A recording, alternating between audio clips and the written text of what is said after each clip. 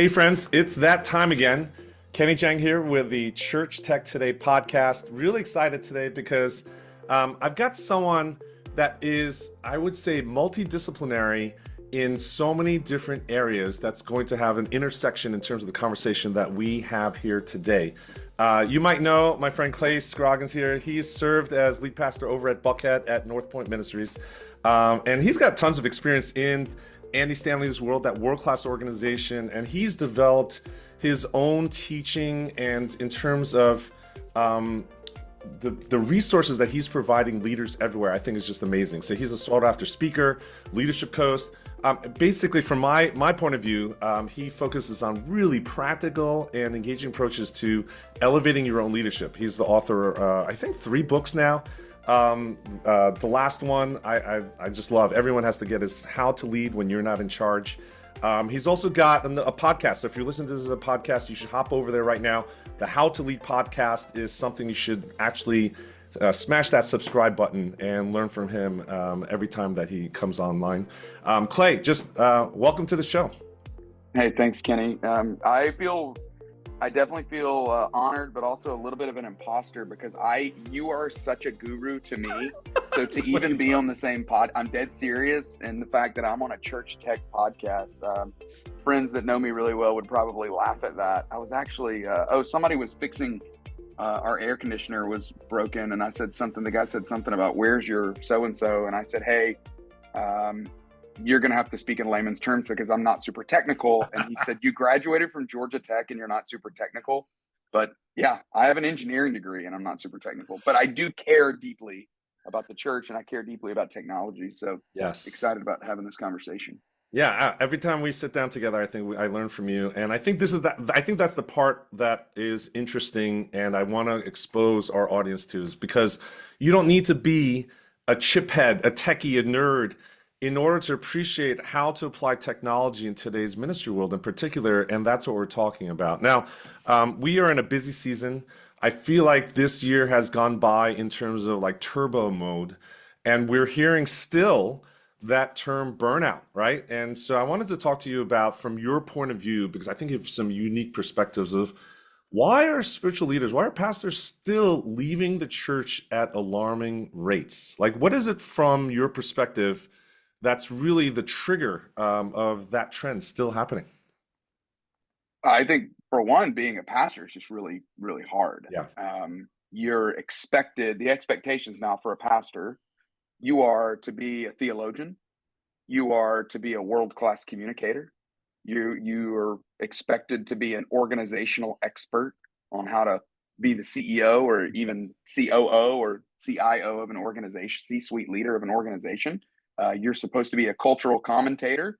You're expected to be a social justice warrior and take up whatever crusade or whatever injustice that your community feels like is happening. And now on top of that, you've got this intense layer of technology of whether it's social media, whether it's your church app, whether it's online church, that even Bible software, where you're now supposed to be conversant in that topic as well. So it's just becoming harder than ever to stay in the pastoral world, I would say. So the survey that PushPay did on the state of the church for the last year, I thought what they found was I thought it was really insightful and really helpful to point out how overwhelmed leaders really do feel. So yeah, that is a relevant question, and it should be alarming to all of us who care about the local church. Yeah. Now, I was listening recently to your discussion when you were on the Carey Nieuwhof podcast, and you did speak about those rapid changes that are confronting leaders today. And, this dynamic, that swift pace of both societal changes, technological changes, it's only getting faster, right? We are now in the age of AI, and this month, Siri just got an upgrade. ChatGPT is now integrated into Apple Intelligence, and I think that's just going to accelerate the adoption of AI even further. technology, the promise is that it's supposed to help us, right? It's supposed to save time for us, etc. Um, can you comment on your perspective, like when you were in that leadership role in that church? Um, how can you think of tech actually adding to the cause of ministry versus, subtracting from it? Like, what would you do in terms of, are there specific practices that would help you understand how do we actually employ technology to help us, not versus us being a slave to technology? Well, the most profound moment that I had in regard to technology helping us was I went to Dallas Theological Seminary, which is where I met my wife, which was I feel most grateful to Dallas Seminary for that. I was there to study theology, but met this girl, ended up studying her. Hey, I was in the program there. To get a master's in theology, you have to take uh, nine classes, nine language classes, so 27 hours of language. I again got an engineering degree in college, and so I think I might have had to take one semester of French just to like check a box. So I am not a foreign language. That's just not the way my brain works. So for me to take 5 semesters of Greek, 4 semesters of Hebrew was absolutely exhausting. I mean, it about did me in. I mean, it was for sure. I was just skating to get by. Like, what is the minimum level required to do this? So then, years later, I go back to school to do a DMin, a doctorate in ministry. And one of the classes that was being offered was called Computer Tools for Biblical Exegesis. Why they only offered it in the doctoral program, I do not know. But I'll never forget sitting there. It was a week-long class, one of those like immersive, you're there for 45 hours of the week, intensely involved with Logos at the time is what we were using. And about halfway through, it might not even have been halfway, it might have been after the first day, I immediately regretted taking the 27 hours of languages because of how easy the computer tools were. I just thought, why in the world did I waste that much time taking these language classes when we have these computer tools for biblical exegesis that are so efficient and so effective and so helpful? So I would say from just a studying for your sermon. I preach regularly at churches still. I do a lot of corporate speaking on some of the books I've written on leadership, but my involvement with the church, and not only attending our local church, but also preaching at churches. But the way that technology can help us prepare for sermons better and more efficiently, just with Bible software alone, is just tremendous. But Yeah. I would say thinking of it as the way there are people that we would never engage with as a church. There are ways that we would never be able to foster community like we can now because of technology. So to me, some of those additive things that really allow us to connect with more people and connect more with people, Hmm. the hours that are outside of the 1 hour that people spend in the church building, those are the positives. Those are the we have to appreciate, or we get to appreciate technology because of that. Those are the times when I certainly there are times when you think, gosh, this is just getting in the way and people are reverting to it too often or people are leveraging it too often. Sure, there are some challenges there, but in the end, it allows us to connect with more people and allows us to connect more with people. To me, that's why I appreciate uh, the opportunity that technology brings to us. So in 2024, PushPay came out with a state of church technology report. I was reading that the other day, and it points out some interesting like tensions or dynamics. Like it said, I think 45% of the pastors and church leaders responding like they're not confident in their ability to adapt the right tech solutions, right? So there's insecurity there, right? Like that this generation of leaders right now are almost paralyzed. It's 45%, it's almost half of them. And then at the same time, 55% of churches say that less than 10% of their operating budget is dedicated to tech. So like their behavior is following what they're feeling and seeing, right? And I think it was something enormous. Like 70% believe that the cost of technology is the biggest obstacle. Like that is the thing. It's budget, and yet they're feeling not confident. Um, How does someone overcome those obstacles in trying to move their ministry into a tech forward position? And I would say most of the people here are not necessarily the senior leader, right? The one with the actual end decision. What would your advice be in terms of how do you lead those efforts to get to a tech forward culture, but you're not in charge, right? Like what would you do? Like what's like a practical thing that would be encouraging for people here listening today? Yeah, let me make a couple of comments about that. First of all, um, most pastors, I couldn't agree more with the response. I don't think that would be surprising to Yeah. any of us that almost half of the people that responded to the State of Church Technology report said that they weren't confident in their ability to adopt. Of course not, right? Because most people didn't get into ministry because of technology. They got into ministry, and then all of a sudden now this is thrust upon us, and we're going, oh, now I've got to figure out how do I become an expert on how to engage with people through technology. So I would just say eliminating the identifying in ourselves the myth or the lie that it is either in person or technology. I know you've had guests on your podcast that have talked about this plenty before.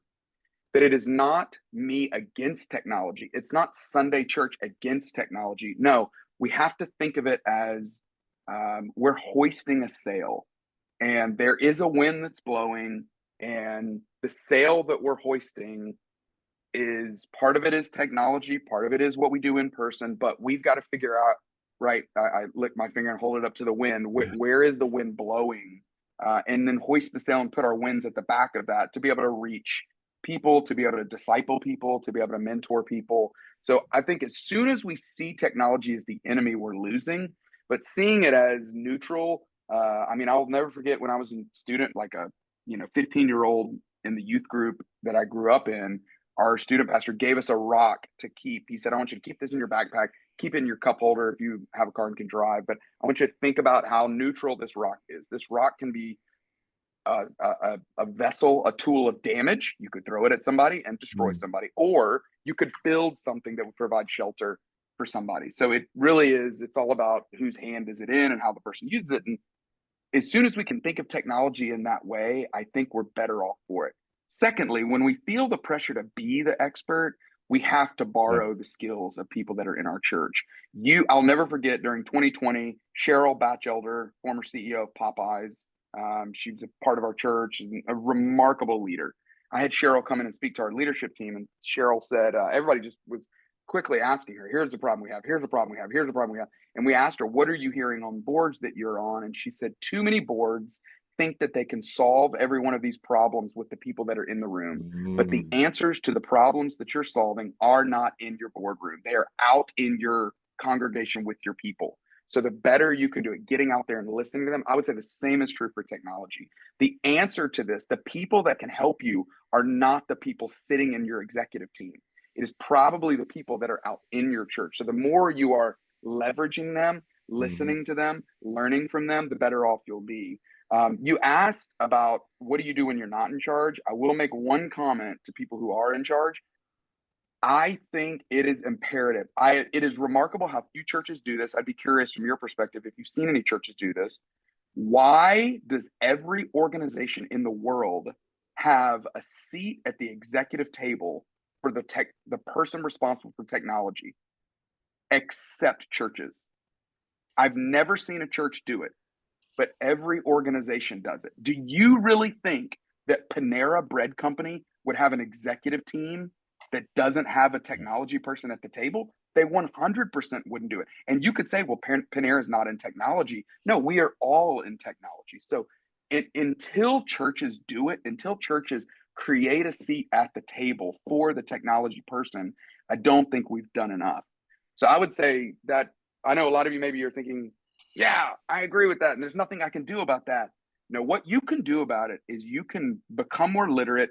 You can become a better learner. You can become a better listener, and you can have an argument that's framed, that's ready to go when the moment comes for you to advocate for the position, the technology position at the decision-making table. I think that's the best thing every one of us can do is not see our pastor as the enemy, not see technology as the enemy, but is how do I become an advocate, and how do I have an argument? How do I have a position that is hard to say no to? I think that's what every one of us can do a better job of. I love it. I mean, actually, in your book, I remember, How to Lead When You're Not in Charge is a book everyone should pick up. But one of the things that I actually remember is you talking about how to create a culture of influence, right? Inspiring others to model the behavior that you want to see, even though you might not be the executive leader there, and always tapping, I think, collaboration and celebration of team wins and things like good behavior. You want to figure out how to become a cheerleader and advocate for that. And I think that's just one of those keys that I think is probably really helpful here. Yeah, well, in that book, I start with the power of leading yourself. And Yeah. hey, we all go, the tendency in all of us is to go, oh, my boss is not this, or my boss is not that. My boss doesn't see technology the way he should, or the way she should. Of course not. They didn't get into it for that. But you've got to lead yourself, to put yourself in a position to get yourself ready. I mean, it's a little bit that First Peter thing, right? Like, be ready to give an answer for the hope that lies within you. Be ready to give an answer for the technology that lies in front of you. We probably all need to do as well. But I'd be curious, Kenny, from your point of view, have you seen a church that's put the person responsible, or the person that has the position of, the CIO person at the church? Have you ever seen a church that's put that person at the executive table? I mean, I don't know of any specific explicit churches, but I would say that there are some digitally, almost like I would say digitally native churches that are feeling Mhm. that. So, I served as a innovation pastor, right? A media and innovation pastor, not at the executive leadership level, but that signals that there is some priority and value We at in least there. have the Yeah. position. And then there's other churches like, Crossroads, Cincinnati, that Yeah, I was has, thinking Crossroads as right? well. They Yeah. have, I think, a dozen data scientists on their team, right? Like they Yeah. literally are looking at what is actually working from an objective point of view, right? What you measure moves, and metrics are Hmm. important, and talking that language is important. So I agree with you. I think your call here today in that one specific thing might be the biggest takeaway of this conversation today, that church leaders need to wake up and listen to if you're going to stay relevant in the future to the people, the culture that you're trying to actually reach. We need to figure out how to do that. Now, Can and I Britt, throw one other yeah, anecdote out there?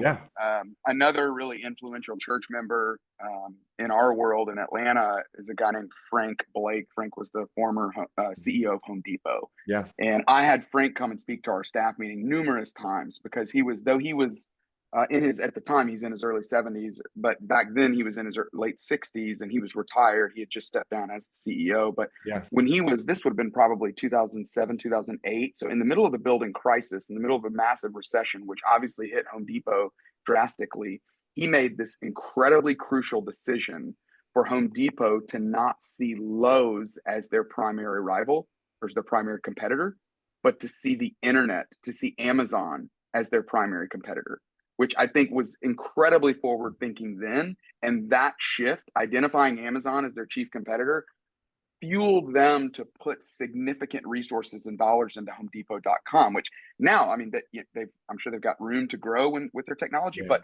what they do on their app, what the amount that they sell online is remarkable. The way that you can go on their app and look for the product, find the product, and it'll integrates with the store, tells you what bin number the yeah. product is, which finding something in Home Depot is incredibly difficult to do already. So that's so helpful.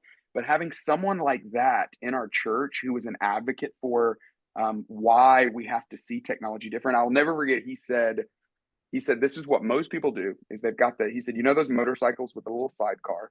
He said, for Hmm. most organizations, or for most churches as well, but the church, the Sunday experience is the main car, and the online thing is always the sidecar. He says, if you think about it that way, you will never invest enough, move enough dollars that way, put it at your executive table, but you have to see it as an integral, crucial part for how you're going to reach people, how you're going to introduce Jesus to people, and how you're going to help people grow in their faith.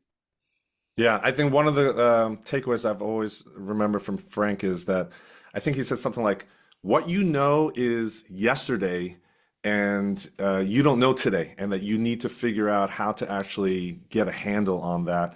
And I've always said that technology angle that he's taken where he's helping the person who's an outsider, you're not at Home Depot, go in and browse and understand completely what you want in Home Depot. Even though the purchase That's is right. not on HomeDepot.com, you're enabling the purchase in there. And I say that that analogy is so true for churches because I think church Totally. websites right now, here's my rant right now, Clay. Church websites are basically a bait and switch to get you into a timeshare presentation inside the building. You don't actually Wow. serve the customer, right? The person who has questions about Jesus, about their faith, about any felt needs. They don't get to see the product. They don't get to understand. It's just a pointer to get into a Hmm. room on Sunday where you basically For a lock the doors, timeshare pitch. right? Turn off the lights. You can't That's talk for good. 90 minutes, and then That's right. that's it. And so, yeah, that embracing of technology in that way is so critical. I love how you're Yeah. pointing it out. Okay, so now churches are embracing technologies in good ways, in positive ways. I think Yeah. 66% of churches now have some sort of mobile app experience. I know from the PushPay report that um, there was a 44% increase year over year in terms of using the app to schedule volunteers. Wow, that's amazing. I think that helps our volunteers put their faith into action because there's less friction that way. Even using the app for prayer requests, I think, has grown significantly since the last couple of years. What are your thoughts on technology in terms of how can it enhance community engagements? How do you get out of the way of this admin and on the operational side? Are there other areas that are missing that you see as big opportunities? Again, from your point of view in that leadership role, what's missing? Like where are church leaders actually not using technology where they should be? Well, yeah, if you don't, some of you may be hearing us discuss this PushPay 2024 State of Church Technology Report, and maybe that's news to you or foreign to you. I would Yeah. say you certainly need to go download it Yeah. and go read it. It won't take you that long. They've done a really great job summarizing it. But I love the ones that you pointed out that, yes, most churches have a mobile app. Yes, most churches are scheduling, or at least almost half are scheduling volunteers through technology. Again, your first question, Kenny, right out the gate was how are we leveraging technology to be additive, to Yeah. make things easier and not to take time away from us. But the other one that you had listed was how many churches are the increase in churches using their app for prayer requests, Yeah. which I think that is tremendous. Their report said that that's increased 8% since Yeah. 2022. So just in the last couple of years, it's increased by almost 10%. That most churches are using their apps for prayer requests. I think to me, that's the part that gets me excited. Is all of the opportunities that we have outside of the time when we can connect with people in person, face to face for that 1 hour. I see it so much with middle school, high school small groups, right? Where the life of the small group does not just happen on Sunday in the environment. The life of the small group happens on the app, whether Yeah. it's GroupMe or whether it's whatever chat app that they're using. That's where the life of the group happens. That's where we really get to exchange ideas, discuss what we're learning, talk about what God's teaching us, but also talk about what's going on in our life, both for positive and the things that are hard. And any leader, any volunteer leader knows this because they're going, yeah, we're leveraging technology to help us minister, lead, invest in the next generation better. And I just think whether it's prayer requests, whether it's connecting with your group, I think churches that see the power in that technology, that see the power in, oh, we can now connect with people in ways that we never could have before. We can connect with more people and we can connect with people more. I think it's there's just a lot of hope. There's a lot of hope in how we're going to continue to leverage technology to be able to do what God has asked us to do, which is to help disciple people. Yeah. Now let's talk about AI because if anyone's been following me or Church Tech Today, we know that AI is here. Um, Pushbase report says 33% of churches say that AI will be strategically important in the next 2 to 3 years in the future. Um, we know from the Church Tech Today Exponential AI Next report that we did, we saw that 87% of church leaders are for using AI in ministry. Only 13% are like, ixnay, I don't want to use AI Yeah. ever in ministry. So the clear majority see the potential of AI in ministry. Um, Specifically for the leaders, that are preparing sermons.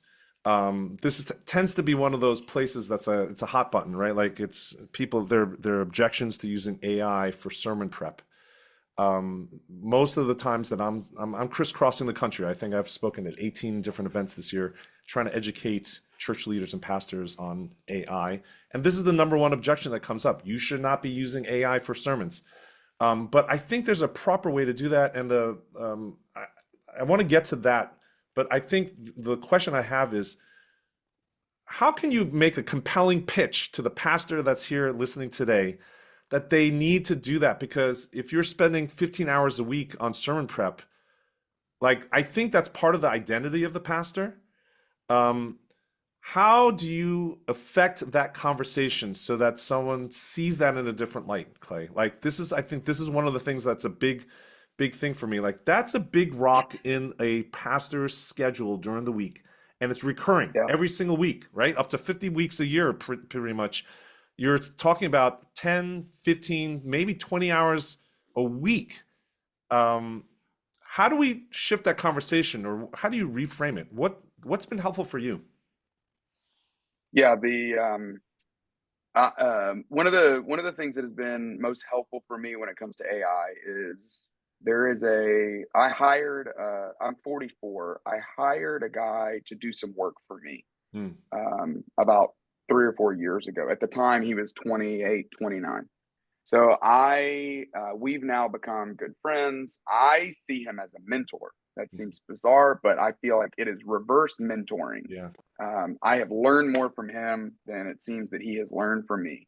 And he has helped translate the future of the world. Being 44, I'm right on the edge of Gen X and being a millennial. So I remember life without the internet. That's to me, one of the marks of a Gen Xer is that you can remember a time when you didn't just come home and get online.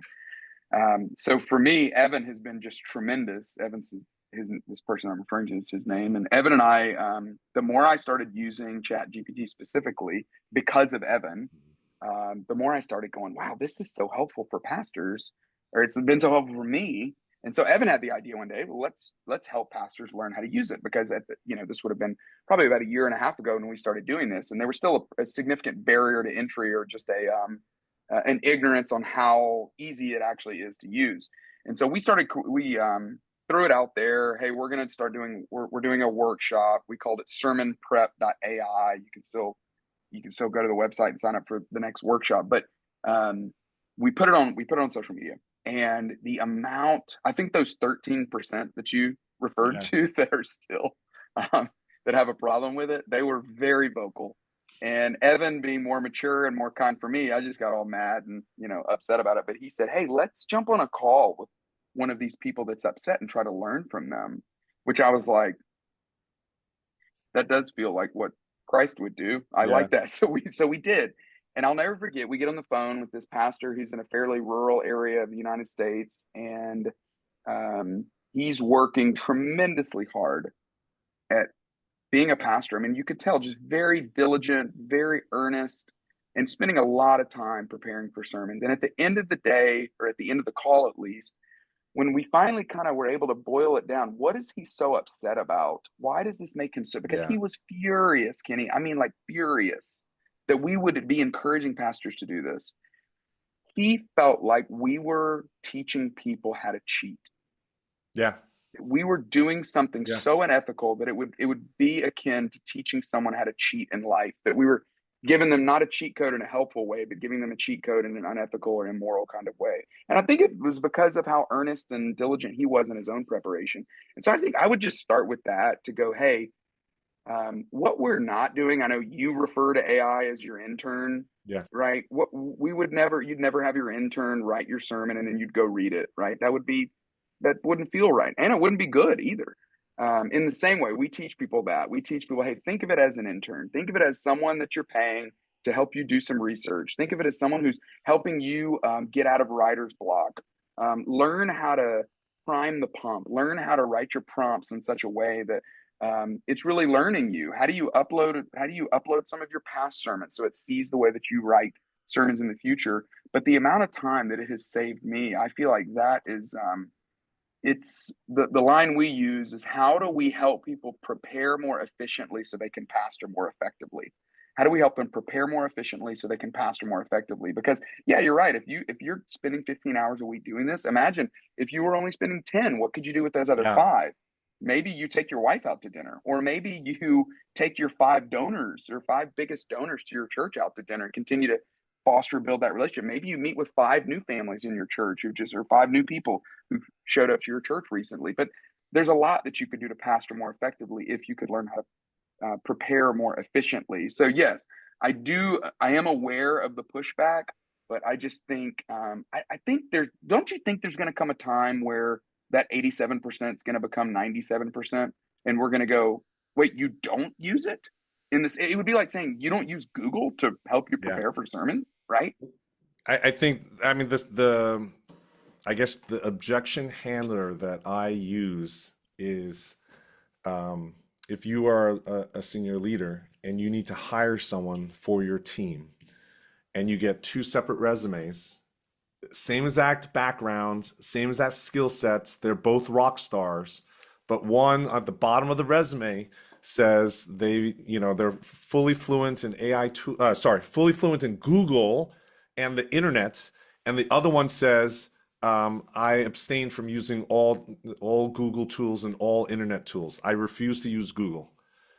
They're both great. They both are theologically sound. They both have great pastoral care backgrounds. But one refuses to use Google and the internet, and the one doesn't. Which one would you use? And it's a black and white, right? It's absolutely, that's 100% and 0% decision. And that really is, I think within the next 12 to 24 months, it's going to be I like agree. that with AI, right? Like it's definitely going to be like that. Like I just came back from the AI summit in New York, Jacob Javits Center, Mm. huge convention center, marketplace conference. And I will tell you the things that are coming down the pike. If you thought we're in a whirlwind now, it's you got to buckle your seatbelts. And this week, Apple, right? It just literally this week came out and says, "Hey, look, Siri's now being upgraded with Mm. ChatGPT." And so, as all these consumer devices are popularizing and normalizing AI use, I think it's going to be foregone conclusion at this point. Kenny, the person that sold me on it the most was one of our first workshops. We had a church planter from Boston. Mhm. And at the end, we just kind of open it up to, hey, is anybody else using this in ways that you never would have thought, or that would be encouraging to the community that we have here? And this church planter from Boston, the way he sold it and said, I can't hire a communications person, but this in an hour does for me what a 20-hour a week communications person, I would be foolish to not use it. That it would be silly for me that instead of paying somebody to run our groups and also spend time writing group questions, why do I not just let this do it when it can do it so easily and so effectively? So to hear a church planner who, it's a little bit of like a rich person thing to say, no, I need to spend 20 hours a week preparing for Yeah, my, most pastors around the world don't have that luxury. yeah, We have so many bivocational ones, so many that are church planning and doing all the jobs. I mean, they're mowing the yard and also printing the bulletins and leading the songs on Sunday, right? And I think it feels like a little bit of like a rich person complaint to say, no, I don't like it. I should be the one spending 20 hours a week, when yeah. most people don't actually have that luxury to be able to do that. Well, I think that's a good challenge. As we close out this conversation, I would just ask you, what's the one thing that you can tell a pastor today? Like, what's the one practical step they get off of this podcast? What should they actually be doing? Like, is it they're supposed to enroll in a AI certificate or a degree course? Like, what literally is the next thing you think a pastor should be doing listening here today? This is what has helped me the most with it is just spending time with it. But I would encourage you to do this. The next hard conversation you have, whether it's you got to fire a volunteer, which as a pastor, that's one of the most difficult conversations. We're not even paying you to give your time, and we're saying we don't even want you to do that, right?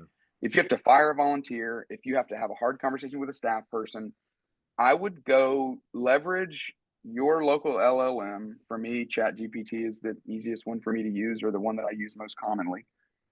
I would take that hard conversation and just say, hey, what am I not thinking about? Help me, put me in the position of the way the other person is thinking. Here's what I got to tell them. Here's the situation. Here's some context. I'm going to prime the pump. And then just ask, what do I need to know? What am I not thinking about? And just see if it's helpful. And I cannot imagine that it will not be helpful. And I would say start there. But if you think I can't start with a sermon, well, go start with the conversation. We got to fire an employee or fire a volunteer, or you got to have a hard conversation with the worship leader because you don't like the fact that he's wearing a hat when he's, or whatever. I don't know what it may be. Whatever the thing is, just take that hard conversation to it and just see what happens. And if it's helpful, I think what it might be a little eye-opening for you. But that's been one of the most surprising places that it's been helpful for me, are some of those counseling, some of those hard relational situations. To have something that is so emotionally in tune, that is also so objective, it is a little scary, but I do think it's extremely helpful. It's an extremely helpful resource for pastors. I second that recommendation. That is just one of the sweet spots, I think, of these chatbots, is to be almost like a coach or a sounding board. Coach, and really help you. Yeah, absolutely.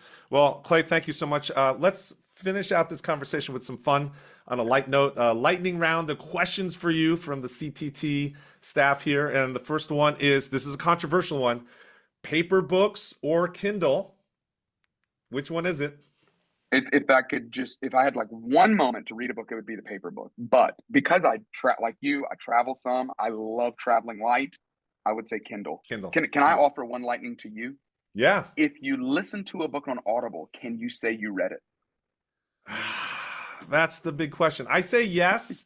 I do too. I'm wondering, so there was a question in my mind at some point that says, if I listen to an audiobook, and many times I actually buy the paper book afterwards because it's so good. And are those the ones that I consider read?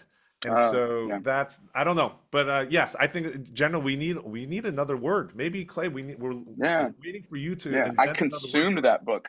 I consumed it. I don't know. Anyway. All right, okay, next one.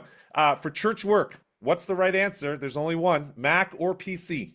I mean, I don't think I've ever used a PC, hardly. So Okay. I come from a group of Macs. That's an easy one. Okay, here's a great one. What's the most awkward moment you've had where the mic was not muted?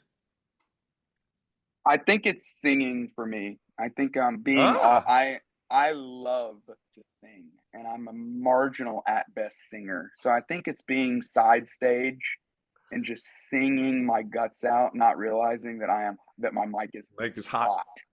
Hot. So hot. Maybe those are the worst moments for me. Is the general rule Clay's singing should be just left for the karaoke bars? The car. Yeah, the car with no one in it but me. Yes. Okay, and last one is, what's the last non-work related thing that you've used AI for? Is there any fun, interesting use cases that you've used it recently? Yeah, our family went to for Thanksgiving. We went up to the Northeast. We live in Atlanta, and my wife's brother lives in Massachusetts. And so we were going up to visit him. We stopped for a couple days in New York. My wife and I have 5 kids. Our youngest child was turning 7 while we were going to be in New York. The itinerary that it helped me come up with, the 2-day itinerary while we were in New York City. I mean, I've been in New York just as an adult, maybe 3 or 4 times, only a handful. I mean, not a ton. My wife's been there 3 or 4 times, but none of our kids had ever been. And it helped build just a fantastic, I mean, we used probably 70% of the itinerary that it gave us, but it gave me some ideas. It gave me some thoughts. It even took into consideration his age and his birthday, and gave me without even me asking, gave me some fun ideas that we could do for his birthday. So that was the one that I was like, oh, wow, I wouldn't even have thought to use it in this way. I love it. Well, thank you so much for stopping by today. I know you're Kenny, really thank busy. you. For people that want to get more of your leadership insights, either going to clayscroggins.com or picking up one of your books, what is the best way to actually stay tuned to all the things that you're publishing and teaching about leadership and all the other topics you're in? Yeah, that's it. I do a weekly newsletter that goes out to, I don't know how many the latest count, but it's somewhere between 14,000 readers. But I would also just say my email address is clay.scroggins@gmail.com. So if there's anything that I can ever do, my purpose on earth, I have found, is to serve leaders like the ones that listen to this podcast. So you're welcome to get in touch with me directly. LinkedIn, clayscroggins.com. The books are available on Amazon. All that is true, but that's not news to anyone. Everybody knows all of that anyway. But There you go. Clay Scroggins, clay.scroggins@gmail.com. I love it. Love it how accessible you are to leaders everywhere. Thank you so much for listening. Hey, Thanks, Kenny. if everybody here, do me a favor and give us some feedback on some of the things, what resonated with you most during this conversation, and also what are the things that are the secondary level of questions that this has triggered. We'll follow up and actually use that as fodder for further conversations, for articles, for podcast episodes, etc. All of this content happens because of what you want and need in your journey for your church and your ministry today. I'm Kenny Jahng. Thank you so much for listening to us on the Church Tech Today podcast.